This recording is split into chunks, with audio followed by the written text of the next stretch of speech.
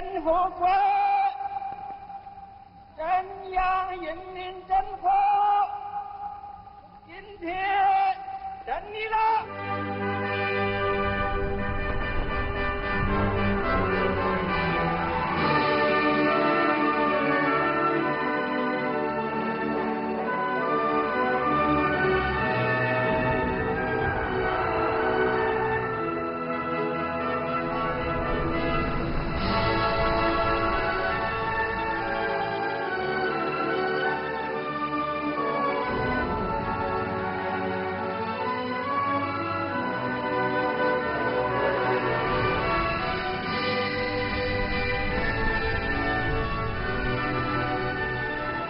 为建设富强、民主、文明、和谐、美丽的社会主义现代化强国努力奋斗。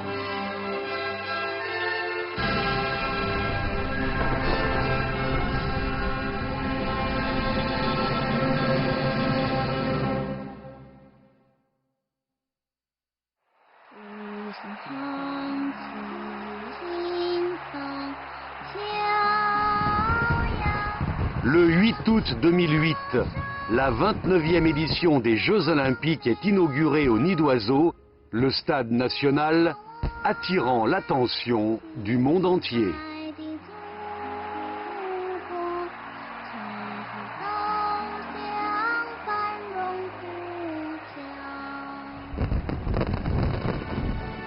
110 000 tonnes d'acier ont été nécessaires pour terminer ce vaste édifice, soit presque un sixième de la production nationale d'acier au début de la fondation de la Chine nouvelle. Aujourd'hui, il est devenu un endroit idéal pour les loisirs, le fitness, le tourisme et les spectacles. Ce ne sont pas seulement les encouragements et les honneurs qui ont été célébrés ici, mais aussi le témoignage des progrès de la Chine.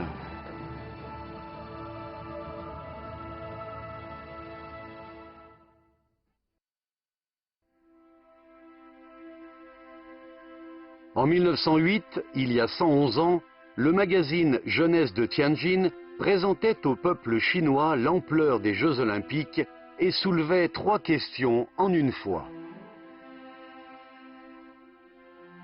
Quand la Chine pourra-t-elle envoyer des athlètes aux Jeux Olympiques? Quand nos athlètes recevront-ils une médaille d'or? Quand notre pays accueillera-t-il les Jeux Olympiques? Ce sont les 3 questions de base que l'on se pose sur les Jeux Olympiques. En 1932, la 10e édition des Jeux Olympiques a eu lieu à Los Angeles, aux États-Unis. Un an avant, l'armée japonaise avait lancé soudainement une guerre d'agression contre la Chine, occupé 3 provinces du nord-est de la Chine et avait soutenu le régime fantoche du Manchukuo.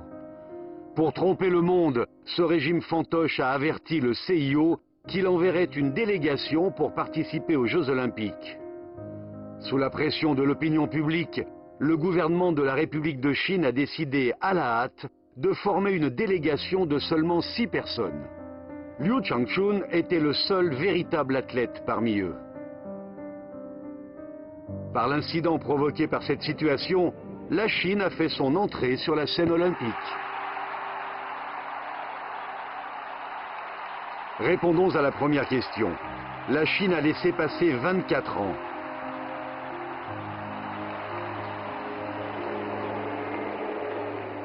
Le zéro pointé en termes de médailles de la délégation chinoise a permis de se rendre compte que derrière la compétition sportive se cache le concours de la force nationale. Pour réaliser le rêve olympique, il faut d'abord réaliser le rêve prospère du pays et de la nation. Dans une Chine encore arriérée, pauvre et faible, les rêves font partie du lointain.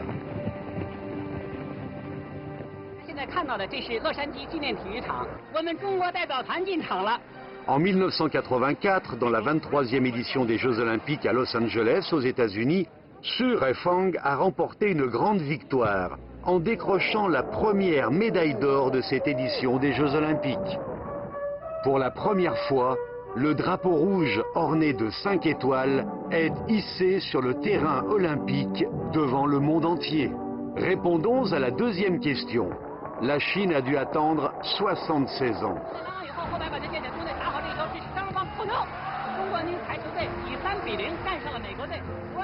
De Los Angeles en 1984 à Sydney en 2000, pendant les 5 Jeux olympiques consécutifs, la Chine a remporté 80 médailles d'or pour 223 médailles au total. En 16 ans, elle a obtenu des résultats remarquables.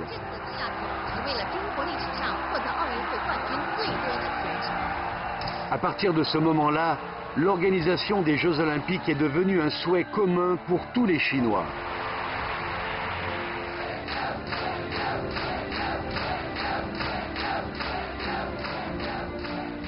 The Games of the 29 Olympiad in 2008 are awarded to the city of Beijing.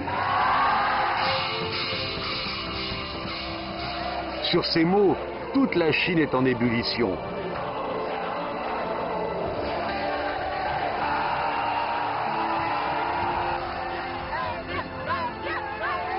Pour les Jeux olympiques, pour le sport, les Chinois gardent de trop lourds souvenirs.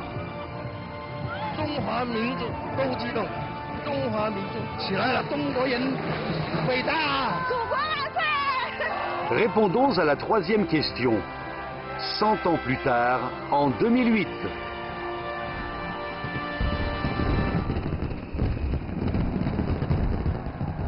Je宣布，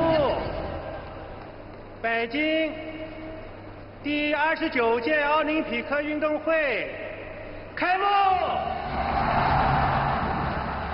1,3 milliard de Chinois, mais aussi des Chinois du monde entier, sont devant leurs écrans, le souffle coupé, et regardent 100 ans de rêve. De nombreuses personnes sont émues jusqu'aux larmes.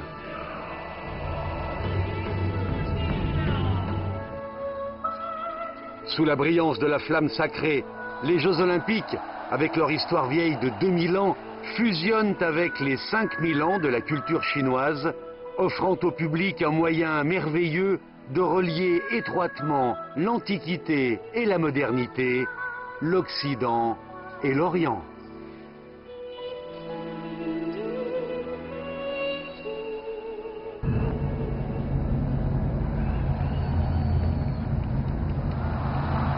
Les feux d'artifice éblouissaient le ciel nocturne, alors que les mélodies exaltées retentissaient sur le terrain. Les drapeaux multicolores dansaient sous les ovations qui n'en finissaient plus.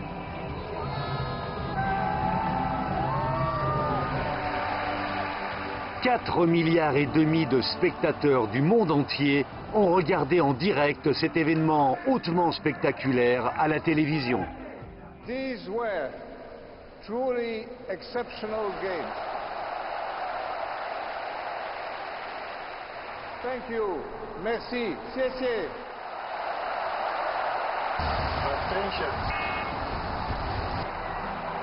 Pendant les 16 jours de compétition, nos athlètes se sont acharnés et ont fait de leur mieux pour décrocher au final un total de 100 médailles, un record historique. La Chine est classée ainsi pour la première fois en tête pour le nombre de médailles d'or.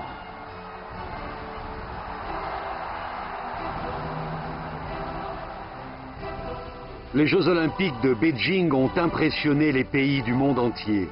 Ils ont découvert le charme d'une Chine au développement rapide, pleine de dynamisme, ouverte et amicale.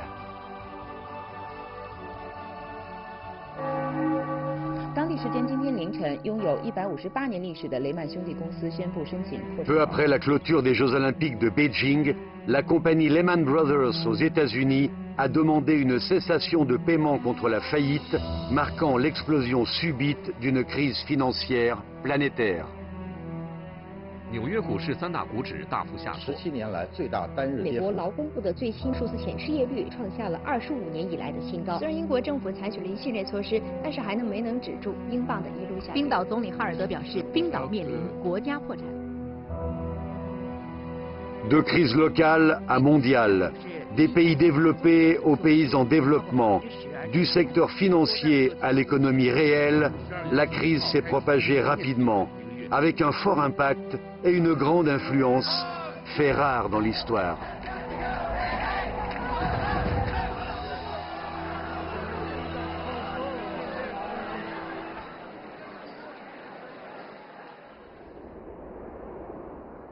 La Chine est alors également confrontée à de graves difficultés et de grands défis.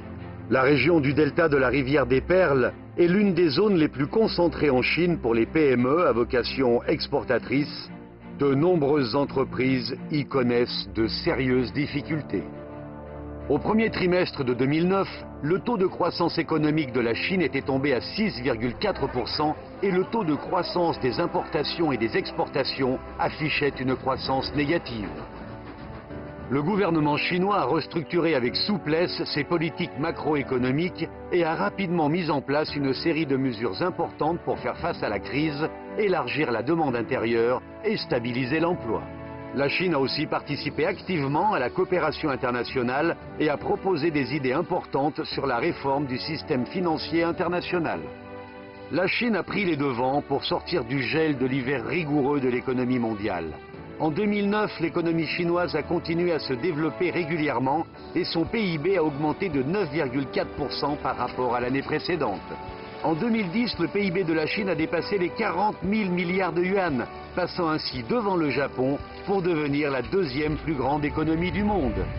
中国的 GDP 在30多年间增长了20多倍，中国速度一直是世界关注的焦点。中国的 GDP 从1978年的1495亿美元猛增到2010年的6.1万亿美元，平均每年增速接近10%，开创了中国经济发展史上前所未有的高速时代。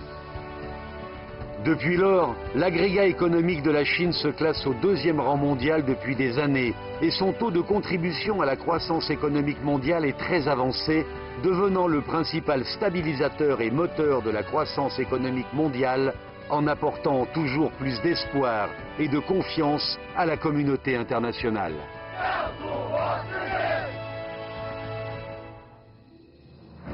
Cette crise financière globale a mis en évidence le problème de la transformation du mode de développement économique de la Chine.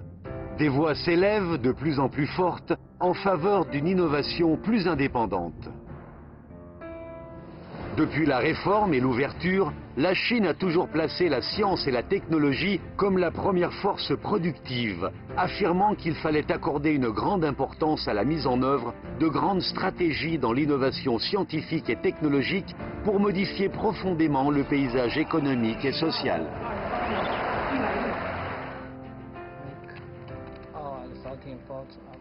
Hu Weiwu est un chercheur en système informatique.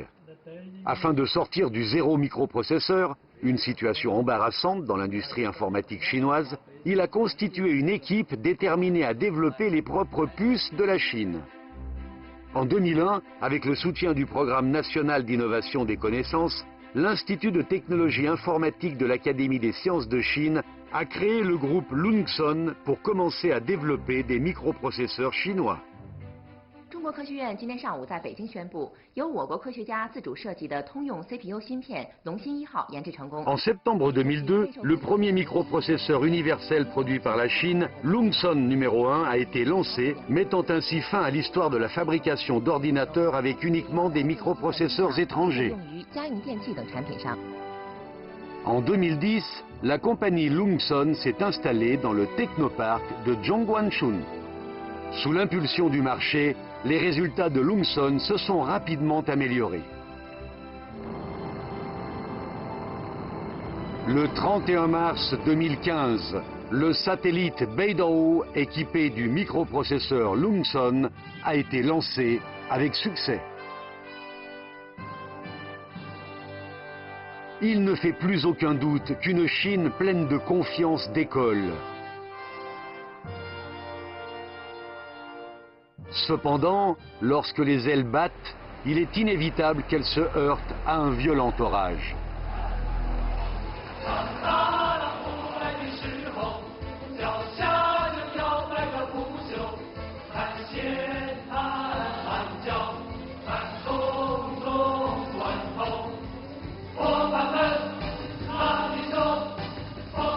La lutte contre les inondations en 1998, celle contre le SRAS, l'intervention pendant les tremblements de terre.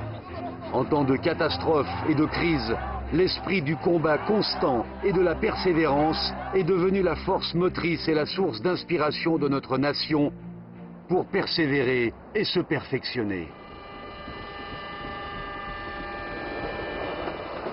Le chemin de fer Qinghai-Tibet, qui s'étend sur près de 2000 km, traverse le lac Qinghai, le tunnel Guanjiao, le Hosil et le mont Tanggula, reliant miraculeusement le plateau Qinghai-Tibet, autrefois fermé au reste du pays.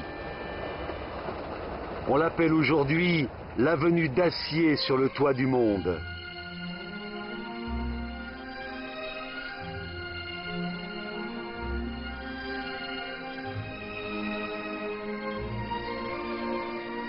Moderne et confortable, ce chemin de fer Qinghai-Tibet est le plus haut et le plus long au monde, sur une distance de 1956 km. Le 1er juillet 2006, le chemin de fer Qinghai-Tibet est ouvert à la circulation. L'achèvement de ce vaste projet a mis fin à la situation dans laquelle la région autonome du Tibet était plongée, région représentant 1/8 de la superficie du pays dépourvue de trains, et a comblé le manque de réseau ferroviaire de l'ouest de la Chine. Au cours des 6 années de construction, 100 000 ouvriers ont créé des miracles sur les plateaux enneigés, avec la volonté sans cesse renouvelée de défier les limites. La plupart des lignes sont situées à haute altitude et dans des zones interdites à la vie normale. Les constructeurs y ont travaillé en portant des bouteilles d'oxygène de 5 kg leur permettant de respirer. Plus de 200 chercheurs et ingénieurs se sont battus en première ligne et ont surmonté successivement les 3 problèmes de l'ingénierie mondiale. Une écologie fragile, un froid extrême lié à un manque d'oxygène et le pergélisol. De nombreuses mesures relatives à la gelée des sols ont été prises, faisant du chemin de fer Qinghai-Tibet un musée de l'ingénierie des sols gelés dans le monde.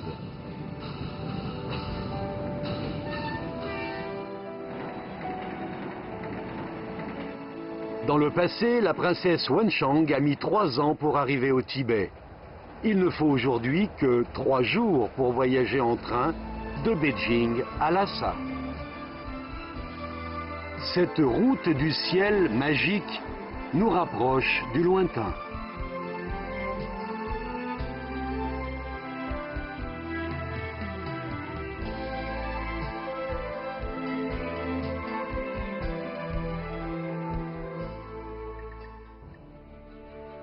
La construction de grands projets nationaux reflète le mieux la force globale du pays et en même temps insuffle un nouvel élan au développement de la Chine.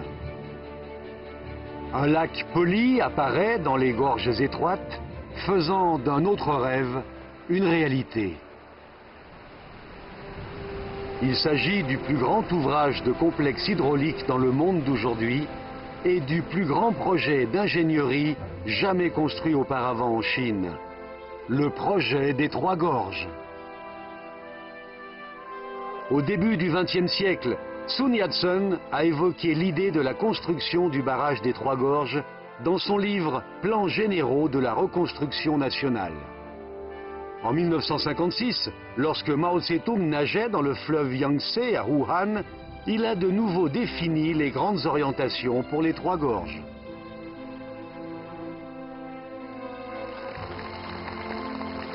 En 1982, Deng Xiaoping a écouté le rapport sur la planification du projet des 3 gorges et a déclaré « S'il existe une certitude, prenez la décision, n'hésitez pas ». C'était un rêve chinois depuis un siècle.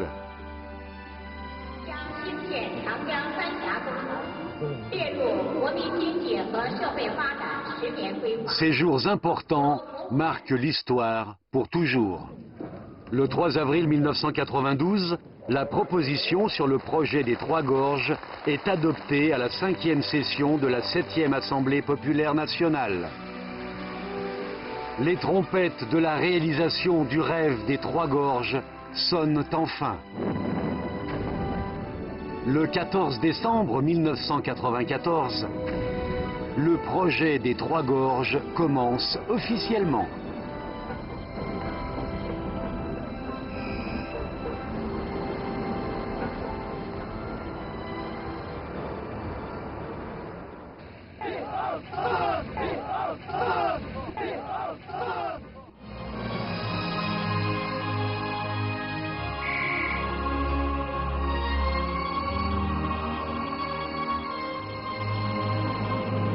号，三峡工程左右岸26台发电机组全部建成投产，比计划整整提前1年完成投产目标。En octobre 2008, les 26 groupes de machines situés sur les rives gauche et droite du projet des Trois Gorges sont mis en service. 是世界上最大的电站。En août 2009, la construction du projet des Trois Gorges est pratiquement terminée. L'achèvement du projet des Trois Gorges a non seulement renforcé la sécurité pour les habitants dans les régions riveraines des cours moyens et inférieurs du fleuve Yangtze, mais également apporté d'énormes opportunités de développement aux rives du fleuve Yangtze, en jouant un avantage très important dans la lutte contre les inondations, la production de l'électricité, les transports et l'utilisation des ressources en eau. Pour accomplir ce vaste projet, 1 300 000 personnes vivant dans la zone du réservoir ont été obligées de quitter leur domicile. Le village d'Assi du district de Wushan dans la ville de Chongqing est situé à l'embouchure de la gorge de Tsutang. Dès l'âge de 15 ans, le villageois Zhan Yingfu naviguait déjà sur le fleuve Yangtze. Sa maîtrise de la navigation était connue de tous.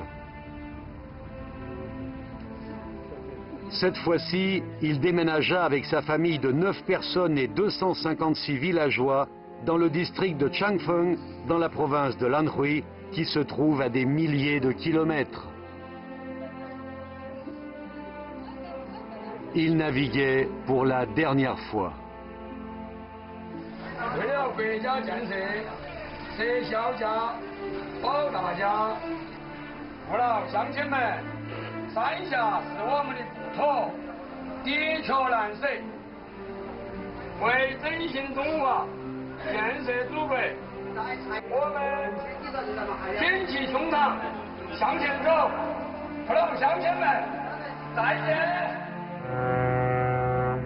Pendant des générations, ils habitaient au bord du fleuve Yangtze, accompagnés par ce fleuve et habitués à entendre les chansons des bateliers et à regarder les voiles blanches sur le fleuve.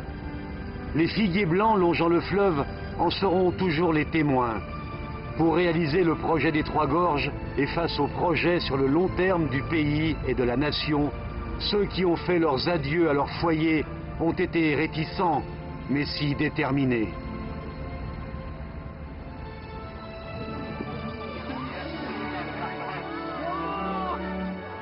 Aujourd'hui, lorsqu'on voit le magnifique paysage du barrage des Trois Gorges, il ne faut pas oublier l'énorme contribution de millions de migrants.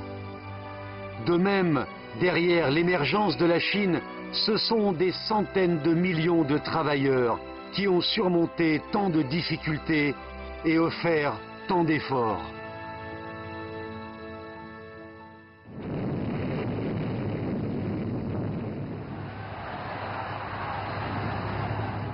Dans les années 60 et 70, avec l'avancée fulgurante du projet de bombes, missiles et satellites, les Chinois entretenaient déjà le souhait et la possibilité d'explorer l'espace.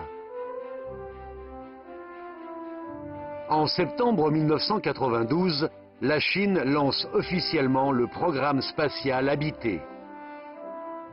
Ce projet de grande envergure mettant en avant la technologie de pointe du secteur aérospatial chinois est lancé. Cette année-là, Wang Yongzhe, âgé de 60 ans, est nommé concepteur en chef du programme spatial habité chinois. Shi Fazhen, âgé de 59 ans, est le concepteur en chef du vaisseau spatial habité. C'est le plus grand défi de toute une vie pour ces deux communistes. En tant que jeunes chercheurs les plus élitaires du projet bombes, missiles et satellites, ils vont ouvrir maintenant une nouvelle ère avec les plus jeunes astronautes chinois. 像载人航天这样的高技术领域，中国不能不干，必要时候宁可动用部分的国库的黄金储备，也要把这件事儿干下去。Plus tard, le propre vaisseau spatial habité de la Chine est nommé Shenzhou. Fin de l'automne 1999, le vaisseau spatial non habité Shenzhou 1 est arrivé à la base de lancement de satellites de Jiuquan. À partir de ce jour, la base de Jiuquan en Chine est devenue le 3e plus grand site de lancement au monde, avec la capacité de mettre en œuvre des missions spatiales habitées, après le Baïkonour au Kazakhstan alloué à la Russie et le centre spatial Kennedy aux États-Unis.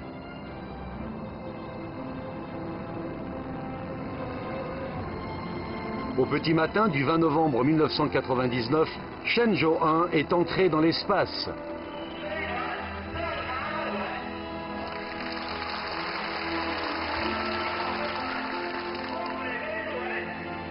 Puis il est revenu avec succès après 21 heures de vol.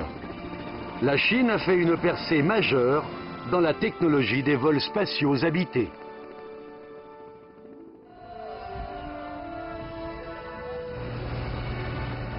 Le lancement de Shenzhou 1 incarne tous les efforts de plus de 110 instituts de recherche, de plus de 3000 institutions en collaboration et de centaines de milliers de travailleurs pendant près de 10 ans. Immédiatement après le lancement de la série Shenzhou, beaucoup a été fait pour préparer un véritable vol habité.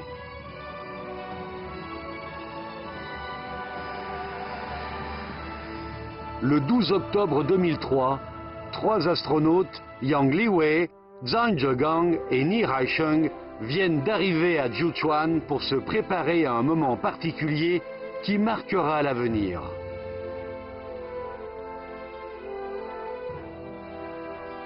Le 14 octobre, moins de 10 heures avant le lancement, Yang Liwei est officiellement informé que c'est lui qui entrera dans la fusée Shenzhou 5 pour effectuer la mission.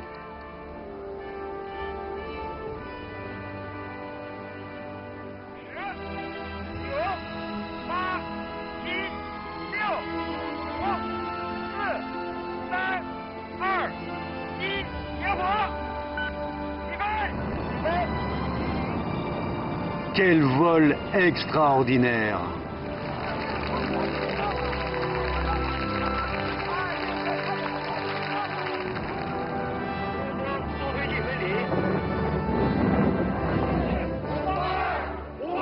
Après 590 secondes de vol de la fusée, Yang Liwei quitte la gravité de la Terre.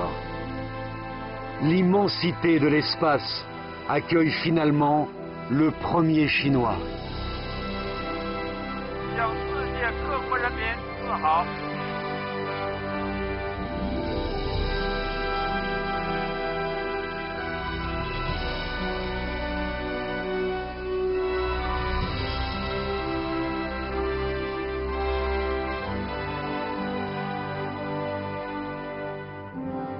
Shenzhou 5 a fait 14 fois le tour de la Terre et est rentré de sa mission avec succès après 21 heures et 23 minutes.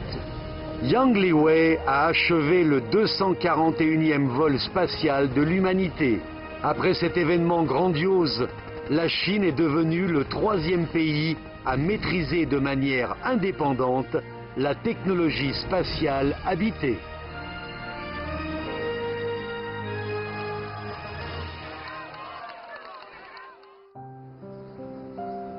Cette année, Chan Xuesen, le fondateur de l'industrie spatiale chinoise, fête déjà ses 92 ans. Cela fait 50 ans qu'il a proposé sa vision scientifique de la navigation interplanétaire humaine. En 1967, c'est ce vieil homme qui a officiellement désigné la technologie spatiale sous le nom chinois de Hangqian.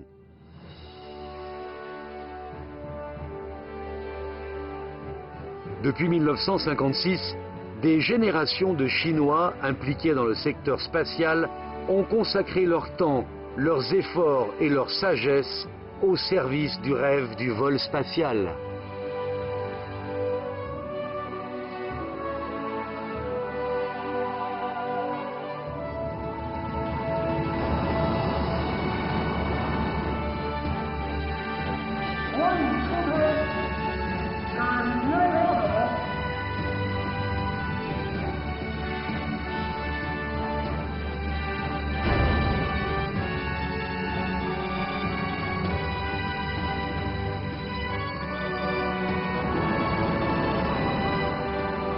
这个水球像不像一个透镜？透过它，你们还可以看到我的倒影呢。La cause chinoise des vols spatiaux habités a progressé de manière constante vers les objectifs fixés. Les vaisseaux spatiaux, les combinaisons spatiales extravéhiculaires, les stations spatiales, la nourriture spatiale, ces produits de haute technologie, inaccessibles au temps jadis, sont désormais étiquetés du label de la Chine. La Chine est devenue une puissance aérospatiale universellement reconnue.